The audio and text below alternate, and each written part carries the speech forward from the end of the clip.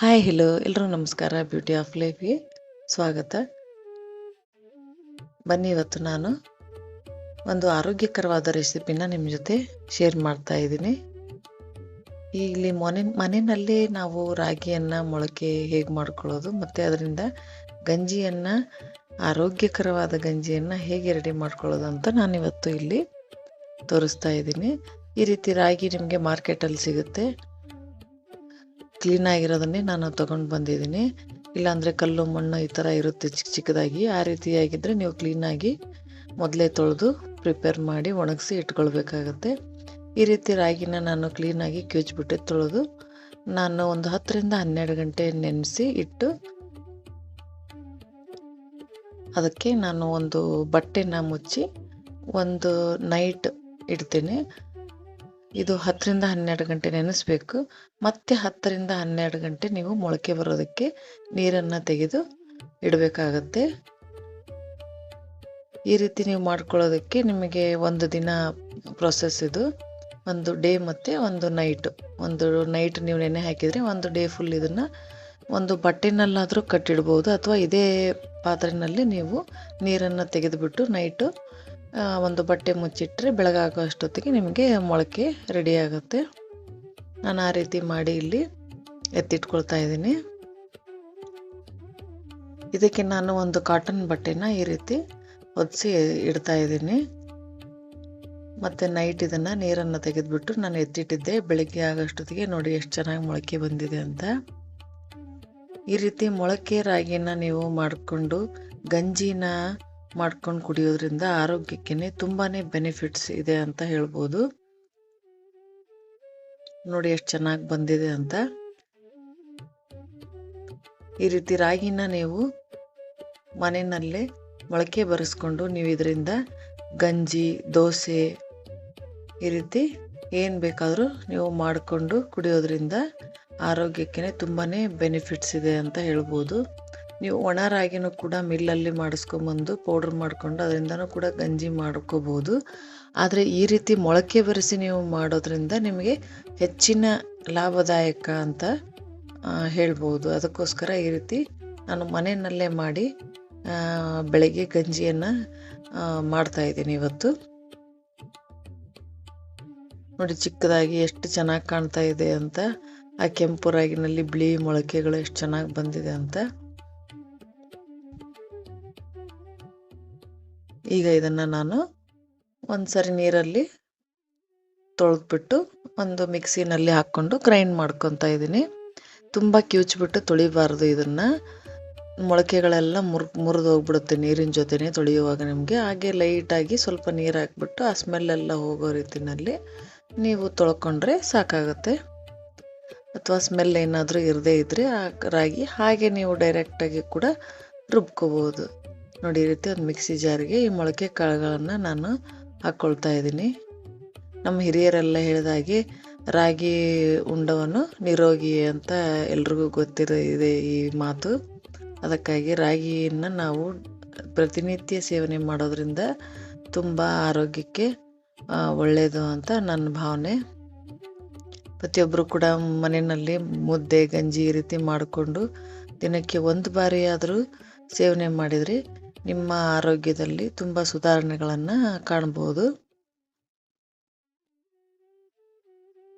ನೋಡಿ ಇದು ಬೌಲ್ಗೆಲ್ಲ ತುಂಬಾ ಅಂಟ್ಕೊಂಡ್ಬಿಟ್ಟಿತ್ತು. ಇದಕ್ಕೆ ನೀವು ಒಂದು ಸ್ವಲ್ಪ ಪ್ರಮಾಣದಲ್ಲಿ ಒಂದು ಅರ್ಧ ಗ್ಲಾಸಷ್ಟು ಅಥವಾ ನಿಮ್ಮ ಕ್ವಾಂಟಿಟಿ ಎಷ್ಟು ರಾಗಿನ ತೊಗೊಳ್ತೀರೋ ಅದ್ರ ಮೇಲೆ ನೀವು ಎಷ್ಟು ಬೇಕು ನೀರನ್ನು ನೋಡ್ಕೊಂಬಿಟ್ಟು ಹಾಕ್ಕೊಂಡು ರುಬ್ಕೊಂಡ್ರೆ ಸಾಕಾಗುತ್ತೆ. ಯಾರೆಲ್ಲ ನನ್ನ ಚಾನಲ್ಗೆ ಸಬ್ಸ್ಕ್ರೈಬ್ ಮಾಡಿಲ್ವೋ ದಯವಿಟ್ಟು ಸಬ್ಸ್ಕ್ರೈಬ್ ಮಾಡ್ಕೊಳ್ಳಿ. ಹೆಚ್ಚು ಲೈಕ್ ಮಾಡಿ, ಶೇರ್ ಮಾಡಿ. ನೋಡಿ ಈ ರೀತಿ ನಾನು ರುಬ್ಕೊಂಡು ಬಂದಿದ್ದೀನಿ. ಈ ರೀತಿ ನಿಮಗೆ ತರಿ ಅಂತ ಅನಿಸಿದರೆ ಇದನ್ನು ನೀವು ಒಂದು ಮೆಶ್ಗೋ ಅಥವಾ ಒಂದು ಕಾಟನ್ ಬಟ್ಟೆನಲ್ಲೋ ಸೋಸ್ಕೊಂಡ್ಬಿಟ್ಟು ನೀವು ಗಂಜಿ ಮಾಡ್ಕೋಬೋದು. ಅಥವಾ ತುಂಬ ನುಣ್ಣಗೆ ರುಬ್ಕೊಳ್ಳೋದಾದರೆ ಸ್ವಲ್ಪ ನೀರನ್ನು ಕಡಿಮೆ ಹಾಕ್ಕೊಳ್ಳಿ. ತುಂಬ ನುಣ್ಣಗೆ ರುಬ್ಕೊಂಡು ನೀವು ಗಂಜಿನ ಮಾಡ್ಕೋಬೋದು. ಅಥವಾ ದೋಸೆನೂ ಕೂಡ ಮಾಡ್ಕೊಳ್ಬೋದು. ಉದ್ದಿನಬೇಳೆ ಅದೆಲ್ಲ ಹಾಕಿ ನೆನೆಸಿಟ್ಕೊಂಡ್ರೆ. ಈಗ ನಾನು ಇದರಿಂದ ಗಂಜಿ ಹೇಗೆ ಮಾಡ್ಕೊಳ್ಳೋದಂತ ತೋರಿಸ್ಕೊಡ್ತಾ ಇದ್ದೀನಿ. ಇಲ್ಲಿ ನಾನೊಂದು ಚಿಕ್ಕದಾದ ಪಾತ್ರೆಗೆ ಇದನ್ನು ಹಾಕ್ಕೊಳ್ತಾ ಇದ್ದೀನಿ. ಇದನ್ನು ಜಾರಿಗೆ ಸ್ವಲ್ಪ ನೀರು ಹಾಕಿ ಅದನ್ನು ಇದಕ್ಕೆ ಸೇರಿಸ್ಕೊಳ್ತಾ ಇದ್ದೀನಿ. ಈಗ ನಿಮಗೆ ಗಂಜಿ ಅದಕ್ಕೆ ಎಷ್ಟು ಬೇಕಾಗುತ್ತೋ ಅಷ್ಟು ನೀರನ್ನು ಇದಕ್ಕೆ ಸೇರಿಸ್ಕೋಬೇಕಾಗತ್ತೆ. ನೀವು ಇಲ್ಲಿ 1 ಗ್ಲಾಸ್ ರಾಗಿಗೆ 1 ಅಥವಾ 1.5 ಗ್ಲಾಸ್ ನೀರನ್ನು ಹಾಕಿದರೆ ಸಾಕಾಗುತ್ತೆ. ರುಚಿಗೆ ತಕ್ಕಷ್ಟು ಉಪ್ಪು. ನಿಮಗೆ ಇದು ಮಾಡೋದಕ್ಕೂ ತುಂಬಾ ಸುಲಭವಾದ ವಿಧಾನ ಮತ್ತು ಆರೋಗ್ಯಕ್ಕೂ ಕೂಡ ಅಷ್ಟೇ ಶ್ರೇಷ್ಠ ಅಂತ ಹೇಳ್ಬೋದು.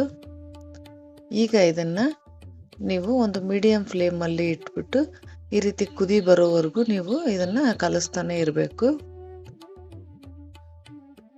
ಈಗ ನನಗಿದು ಇನ್ನೂ ಸ್ವಲ್ಪ ಗಟ್ಟಿಯಾಗಿದೆ ಅಂತ ಅನ್ನಿಸ್ತು. ಅದಕ್ಕೆ ಇನ್ನೂ ಸ್ವಲ್ಪ ನಾನು ನೀರನ್ನು ಸೇರಿಸಿ ಈಗ ಇದನ್ನು ಕುದಿಯೋದಕ್ಕೆ ಬಿಡ್ತಾ ಇದ್ದೀನಿ. ನೋಡಿ ಹಾಲು ಥರ ಎಷ್ಟು ಚೆನ್ನಾಗಿ ಬಂದಿದೆ ರಾಗಿನಲ್ಲಿ.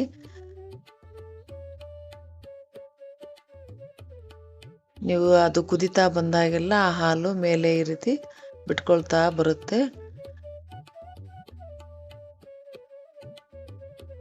ನೀವು ಡೈಲಿ ಬೆಳಗ್ಗೆ ಈ ರೀತಿ ಮಾಡಿ ಕುಡಿದ್ರೆ ನಿಮಗೆ ಒಂದು ಒಳ್ಳೆ ಬ್ರೇಕ್ಫಾಸ್ಟ್ ಅಂತಲೇ ಹೇಳ್ಬೋದು. ಇದು ಎಣ್ಣೆ ಪದಾರ್ಥಗಳನ್ನು ತಿನ್ನೋದಕ್ಕಿಂತ ಈ ರೀತಿ ಮಾಡಿಕೊಂಡು ನೀವು ಕುಡಿಯೋದ್ರಿಂದ ಆರೋಗ್ಯದಲ್ಲಿ ಸುಧಾರಣೆಗಳನ್ನು ಕೂಡ ಕಾಣಬಹುದು.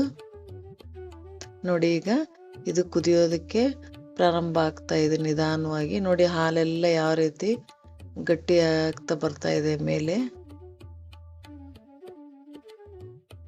ನೆನೆಸಿ ಮಾಡೋದ್ರಿಂದ ಇದೇ ನಿಮಗೆ ಬೆನಿಫಿಟ್. ಈ ರೀತಿ ಹಾಲು ಅದರಿಂದ ಮೇಲೆ ಈ ರೀತಿ ಬರ್ತಾ ಇದೆ ನೋಡಿ. ಈ ರೀತಿ ಮೊಳಕೆ ಮಾಡೋದೇ ನಿಮಗೆ ತುಂಬಾ ಶ್ರೇಷ್ಠವಾದಂಥ ಆಹಾರ ಆಗುತ್ತೆ ಅಂತ ಹೇಳ್ಬೋದು ಇದರಿಂದ.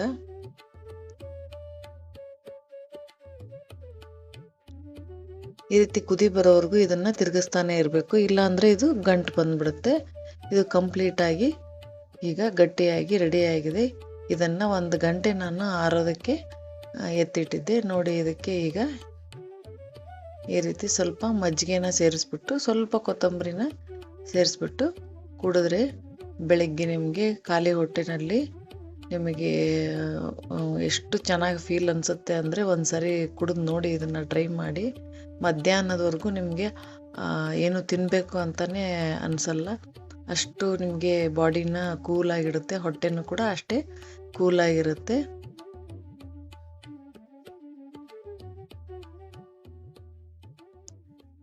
ಇವತ್ತು ನಾನು ಮಾಡಿದಂಥ ರೆಸಿಪಿ ನಿಮ್ಮೆಲ್ರಿಗೂ ಇಷ್ಟ ಆಗಿದೆ ಅಂತ ಭಾವಿಸ್ತೀನಿ. ಈ ರೀತಿ ಗಂಜಿ ಮತ್ತು ಮಜ್ಜಿಗೆನ ಸೇರಿಸಿ ಇವತ್ತು ನಾನು ಕುಡಿತಾ ಇದ್ದೀನಿ.